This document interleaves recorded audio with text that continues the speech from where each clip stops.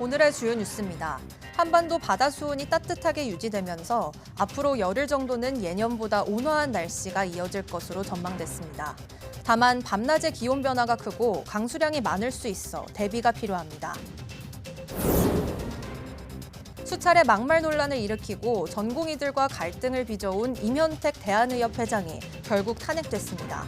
수장이 6개월여 만에 중도 퇴진하면서 의협은 당분간 비상대책위 체제로 운영되며 연말까지 차기 회장을 뽑을 방침입니다. 조직검사 없이 간단한 혈액검사만으로 폐암을 조기 진단하는 유전자 가위 신기술이 국내 개발됐습니다. 기존 유전자 가위 기술인 PCR과 비교해 1000분의 1에 불과한 적은 양의 시료로도 검사할 수 있고 40분 만에 16명분을 동시에 처리할 수 있습니다. 하반신 마비 환자의 근육에 전기 자극을 줘서 움직임을 돕는 레깅스 형태 장치가 개발됐습니다. 실제 환자가 착용하고 외부 동력 없이 AI 자전거를 타는 데 성공했는데 환자의 근육량도 증가한 것으로 나타났습니다.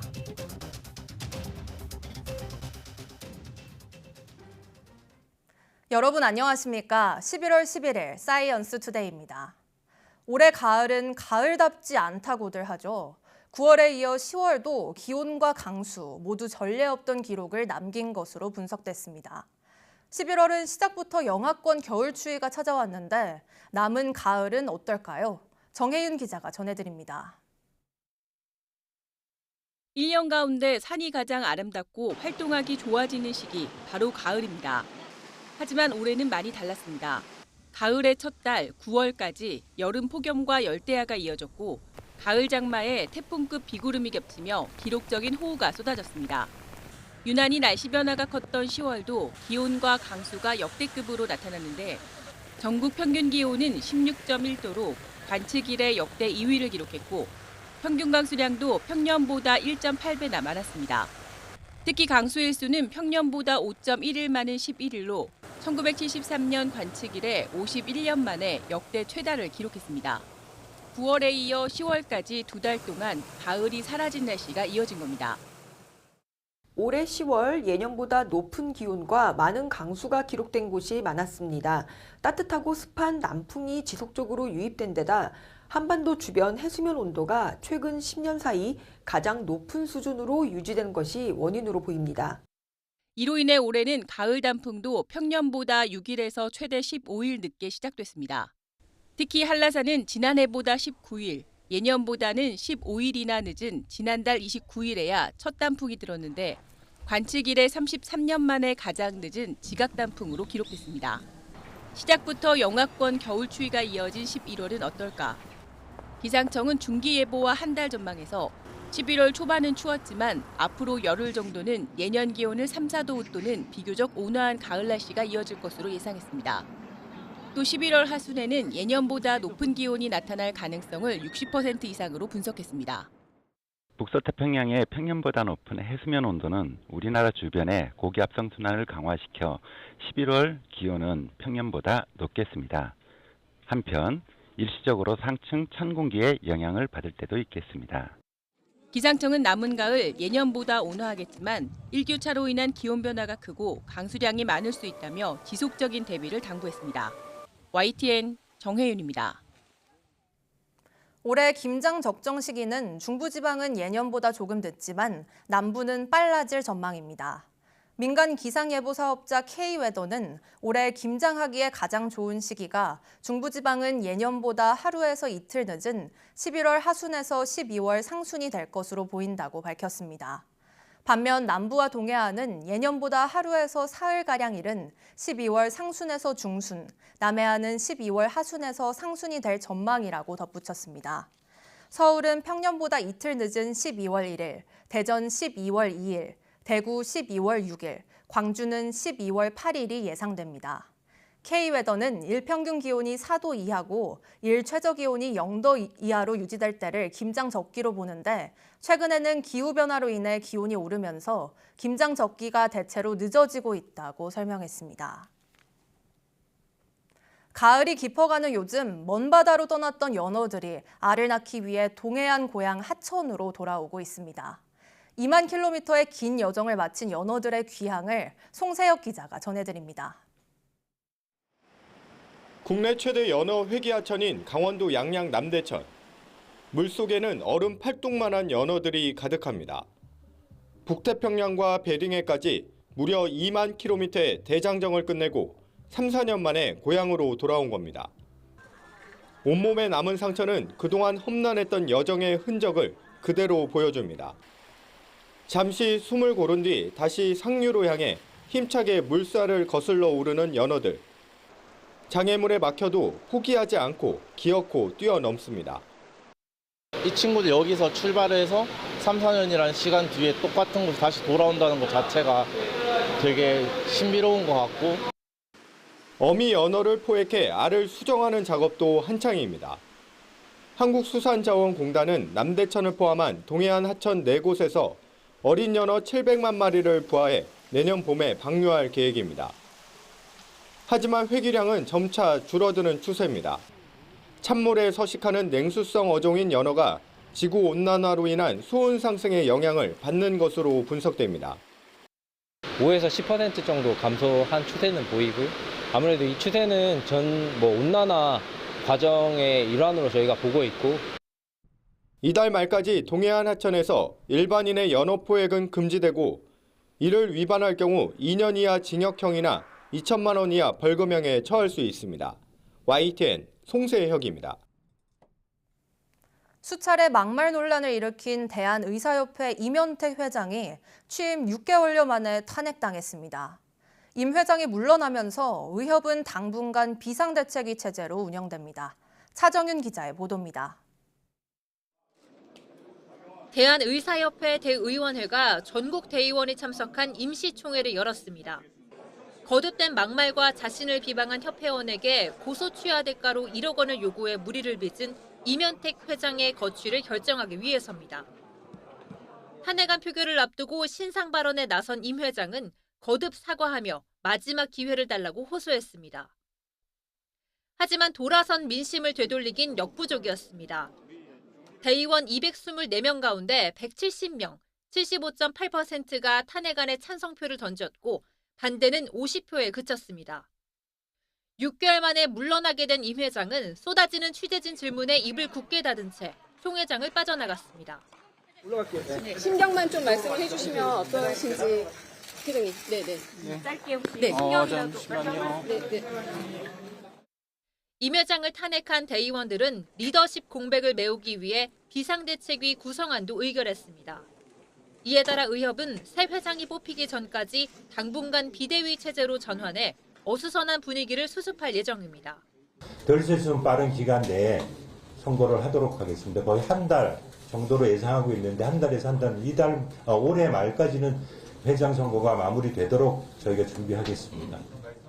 2014년 4월 노환규 전 회장에 이어 임현택 회장이 두 번째로 탄핵당하면서 출구 없는 의정 갈등 국면에 어떤 영향을 미칠지 주목됩니다. YTN 차정은입니다.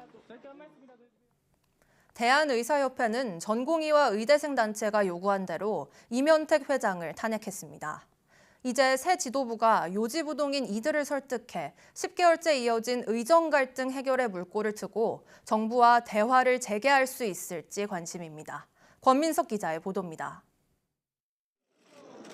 지난 7일 박단 대표를 비롯한 전공의 90명은 의사협회에 임현택 회장 탄핵을 공개 요청했습니다. 이해와 소통이 가능한 새 회장을 필두로 전공의가 의협과 상호 연대할 수 있게 해달라고 촉구했습니다. 이튿날엔 의대생 단체도 임 회장을 믿을 수 없다며 불신임안이 통과되길 바란다고 밝혔습니다. 의협 대의원회가 압도적 찬성으로 임 회장을 탄핵하면서 일단 전공의, 의대생 요구에 화답한 모양새가 됐습니다. 박단 대표도 탄핵 결정 직후 SNS에 관련 기사를 공유하며 환영의 뜻을 나타냈습니다. 사필 규정이라고 생각하고요. 앞으로 어떻게 할지는 또 논의해 보겠습니다. 의료계 안팎 개선, 새 리더십을 통해 전공의 의대생 소통 채널을 복구하는 등 의정 대립의 돌파구를 기대하는 시선이 적지 않습니다. 전공의가 많이 들어가는 게 도움이 될 것 같습니다. 들어가면 그분들의 의견이 전달되기 때문에 지금 말했듯이 비대위원장 혼자서 모든 걸 결정하거나 이런 건 생기지 않을 수가 있어서 특히 개문발차 형식으로 출범하는 여야 의정 협의체 참여 여부도 관심입니다. 현재까지 대한의학회와 의대, 의전원협회만 참석하고 유일한 법정 의사단체인 의협은 불참을 선언해 반쪽 논의에 그칠 우려가 큽니다. 당장 전공의와 의대생의 극적인 변화를 기대하긴 이르단 신중론이 우세하지만 새 지도부가 관계 개선을 통해 이들과 함께 대화의 장으로 나선다면 어떻게든 해법을 모색해 볼 수 있습니다. 다만 내년도 의대 정원을 전면 백지화하라는 의료계 입장과 재조정 불가를 고수하는 정부 사이 간극이 여전히 큽니다. 이 때문에 의료계 노력과 별개로 정부가 전향적인 태도 변화를 먼저 보여야 한다는 목소리도 함께 나옵니다. YTN 권민석입니다. 의료대란 해소 방안을 논의하기 위해 출범한 여야의정협의체가 12월 말까지 의미 있는 결과를 도출하겠다고 밝혔습니다. 여당 목 대표로 참석한 국민의힘 김성원 의원은 회의가 끝난 뒤 협의체는 12월 말까지 운영하지만 가능하면 그 전에 국민에게 크리스마스 선물을 안겨드리도록 최선의 노력을 다하겠다고 말했습니다. 이어 비공개 회의에서 의료계와 정부, 당이 허심탄회하고 솔직한 대화를 나눴는데 의료계는 사직 전공의 복귀와 한국의학교육평가원의 자율성 보장을 요구했고 정부는 진지하게 논의하겠다고 답했다고 설명했습니다. 야당이 불참한 것과 관련해선 한동훈 대표가 비공개 회의에서 국민의 건강이 협의체의 목적이고 그 방법은 소통인데 큰 안타까움을 나타냈다고 한지아 수석 대변인이 전했습니다. 또 25학년도 의대 증원 문제는 논의하지 않았다면서도 협의체가 논의할 의제엔 제한이 없다고 덧붙였습니다. 협의체는 이번 주부터 수요일마다 소회의를, 일요일 오후 2시에 전체 회의를 개최하기로 했습니다.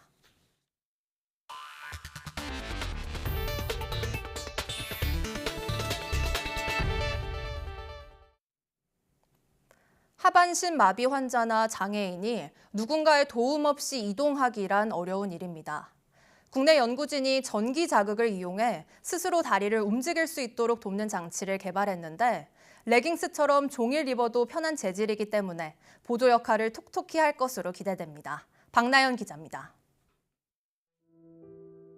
크게 다치지 않았을 거라 생각했는데 눈 뜨고 보니까 병원 중환자실이더라고요. 그래서 병원 교수님께서 못 걷는다고 얘기를 하시더라고요. 그래서 3년 전 일어난 교통사고로 이문섭 씨는 하지 완전마비 장애를 얻게 됐습니다.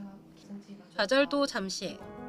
지금 그는 재활로봇 기술을 겨루는 세계대회 자전거 종목에서 한국 최초로 우승을 차지한 주인공이 됐습니다.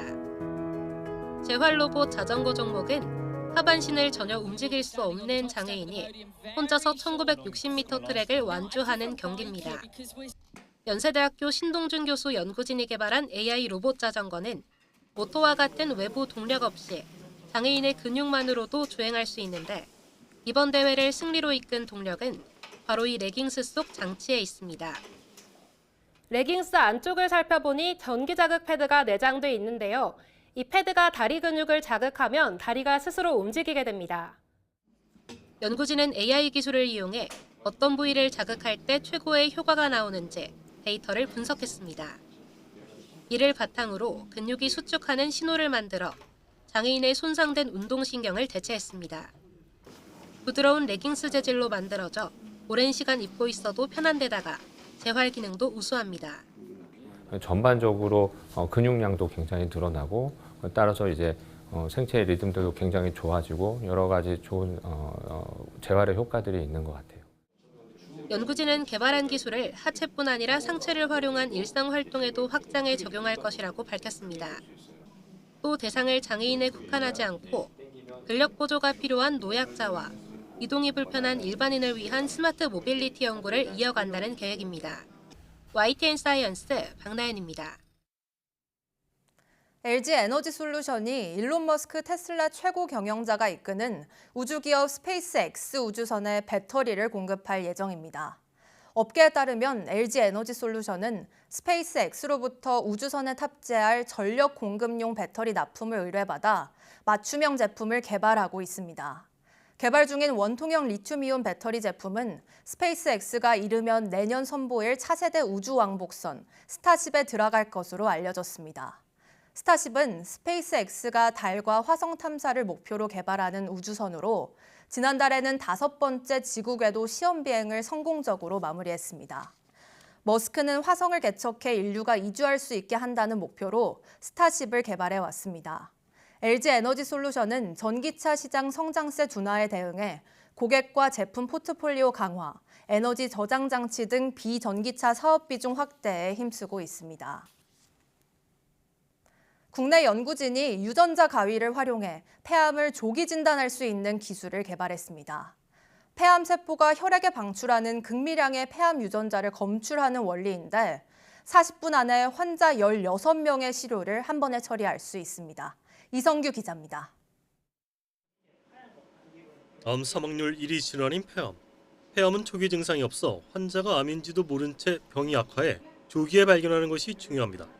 암 조직을 떼어내 검사하는 조직 생체 검사보다 최근에는 혈액이나 소변 등 체액을 활용하는 액체 생체 검사가 주목받고 있습니다. 하지만 체액 속 암 유전자 양이 너무 적어 임상 적용엔 한계가 있었습니다. 국내 연구진이 극소량의 혈액만으로 폐암을 조기 진단하는 기술을 개발했습니다. 핵심은 암세포가 방출하는 폐암 유전자를 정확하게 인지하는 유전자 가위 기술에 있습니다. 암세포가 혈액으로 방출한 미량의 폐량 유전자를 유전자 가위가 인식하고 잘라낸 뒤 이를 대량으로 증폭해 진단하는 원리입니다. 유전자를 증폭해 검출하는 PCR 진단과 원리는 비슷하지만 증폭 과정이 단순해 훨씬 더 효율적입니다. 현재 PCR 기술은 이런 증폭 과정이 온도 변화를 이용해서 반응이 왔다 갔다 하면서 유전자를 증폭하는, 저희가 개발한 기술에서는 이런 온도 변화 없이 동일한 온도에서 유전자 증폭이 빠르게 진행될 수 있도록 설계를 하였기 때문에 개발한 진단 기술은 PCR 진단보다 1000배 적은 시료만으로도 검출할 수 있으며 16개의 시료를 40분 만에 동시에 처리할 수 있습니다. 연구진은 국내 바이오 기업과 손잡고 간편하게 휴대해서 진단할 수 있는 소형화 장비를 개발해 상용화할 계획입니다. YTN 사이언스 이성규입니다. 우리나라 20, 30대 당뇨병 환자가 30만 명을 넘었지만 적극적으로 관리를 받지 않는 것으로 나타났습니다. 대한당뇨병학회가 공개한 당뇨병 팩트시트 2024를 보면 19살에서 39살 청년 인구의 2.2%인 30만 8천 명이 당뇨병 환자로 추산됩니다. 여기서 30대 환자가 22만 8천 명으로 8만 명인 20대에 비해 3배 가까이 많았습니다.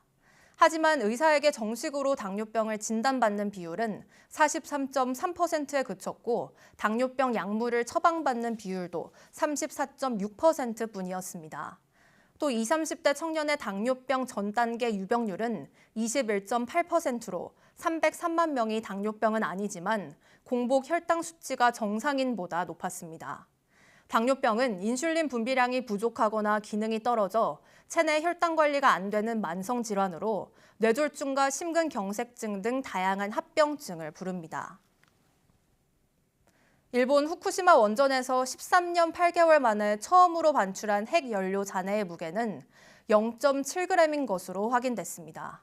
일본 도쿄전력은 지난 8일 오전 후쿠시마 원전 2호기 원자로에서 반출한 핵연료 잔해의 무게 등을 측정했습니다.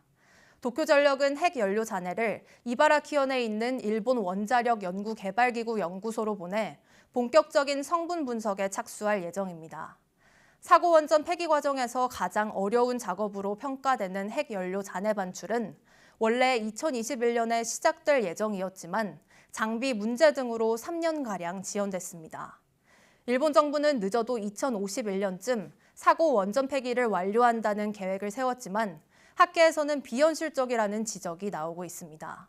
아사히 신문은 이번에 채취한 핵연료 잔해는 전체의 수억 분의 1 정도라며 이 잔해가 전체 잔해의 특징을 반영한다고 보기 어렵고 원자로마다 상황도 달라 향후 작업 일정이 불투명하다고 짚었습니다. 국제원자력기구 IAEA가 우리나라 원자력 안전 규제 전반을 점검하는 통합규제 검토 서비스를 오늘부터 2주 동안 실시합니다. 원자력안전위원회는 국가 주도로 개발 중인 소형 모듈 원자로, SMR과 현재 가동 중인 원전의 계속 운전과 같은 규제 수요가 많아 국제적인 검증을 받기로 했다고 밝혔습니다. 미국 원자력규제위원회의 로라 듀즈 단장을 비롯한 점검단 21명은 세울 원전과 방패물 처분장을 현장 방문하고 점검 실무 담당자를 면담해 결과 보고서를 작성할 계획입니다. 이번 수검은 지난 2011년 1차 수검 이후 13년 만에 받는 것으로 우리나라는 1차 수검 당시 IAEA가 제시한 22개 권고 제안 사항 가운데 21개 항목을 이행했습니다. 통합규제 검토 서비스는 의무사항은 아니지만 IAEA는 회원국에 10년에 한 번씩 검사받도록 권고하고 있습니다. 수능 난이도 조절을 위해서 올해 치러졌던 2번의 모의평가는 극과 극이었습니다. 수험생 입장에서는 어느 쪽에 방점을 찍고 준비를 해야 할지 혼란스러울 수 있는데요. 전문가들은 실제 수능 난이도를 어떻게 전망하고 있을까요? 염혜원 기자입니다. 지난 6월과 9월 모의평가는 그야말로 물과 불을 오갔습니다.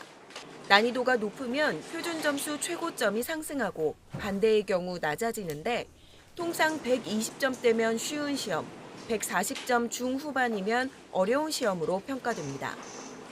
6월과 9월 시험의 결과는 차이가 상당했습니다. 9월엔 너무 쉬워진 나머지 국어 수학의 표준 점수 최고점자가 늘어난 의대 총 정원보다 많았습니다. 영어는 적정 1등급 비율을 6% 정도로 보고 있는데 6월엔 응시자 100명 가운데 1명만 1등급일 정도로 어려웠지만 9월엔 10명으로 크게 늘었습니다. 양극단인 이 결과는 수능 난이도에 어떤 영향을 미칠까? 전문가들은 단순히 쉽고 어려운 두 시험의 중간 정도를 예상하면 안 된다고 말합니다. 수험생의 구성도 난이도 조절에 영향을 미치는 요인이기 때문입니다. 올해는 의대 증원 여파로 N수생이 많아진 만큼 전문가들의 전망은 불수능 쪽에 더 기웁니다. 국어 수학은 지난해 본수능 때에 변별력 높게 출제됐던 패턴이 유지될 것으로 보여지고 영어 과목은 6월이라든지 지난해 본수능보다는 다소 쉬워질 것으로 보여지고 9월 평가원보다는 다소 좀 어렵게 출제될 것으로 예상이 됩니다.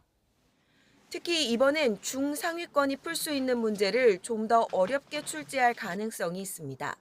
킬러 문항을 배제하는 만큼 변별력 확보를 위해 매력적인 오답을 많이 끼워 넣을 거라는 예상입니다. 아주 어려운 문항이 아니라 중위권이나 중상위권이 풀 수 있는 문항에서의 난이도 조정을 통해서 변별력 확보를 꾀할 가능성이 큽니다. 이렇게 되면 앞부분 문제를 푸는 데 시간이 걸려 뒤쪽 배점이 큰 문제가 쉽게 출제되어도 아예 풀지 못하는 경우가 생깁니다. 때문에 입시 전문가들은 평소에 잘 풀던 문제들을 더 꼼꼼하게 점검하는 것이 중요하다고 조언합니다. YTN 염혜원입니다. 2025학년도 대학 수학 능력 시험이 오는 14일 치러지는 가운데 올해 수험생이 늘었지만 수능 감독관 수는 지난해보다 줄어든 것으로 나타났습니다. 더불어민주당 백승하 의원이 제출받은 교육부 자료를 보면 올해 수능 감독관 수는 69,440명으로 지난해보다 7,693명 감소했습니다. 반면 올해 수능 지원자는 의대 증원에 따른 N수생 증가로 지난해보다 3.6% 늘어난 52만 2,670명으로 집계됐습니다. 교육부는 코로나19 탓에 줄였던 시험실 응시 인원 기준을 한 반당 24명에서 28명으로 늘리면서 감독관 수가 줄었다고 설명했습니다. 수능 감독관은 중고등학교 교사가 맞지만 적잖은 학교에서 감독관에 지원하는 교사가 없어 저연차 순으로 차출하는 것으로 전해졌습니다.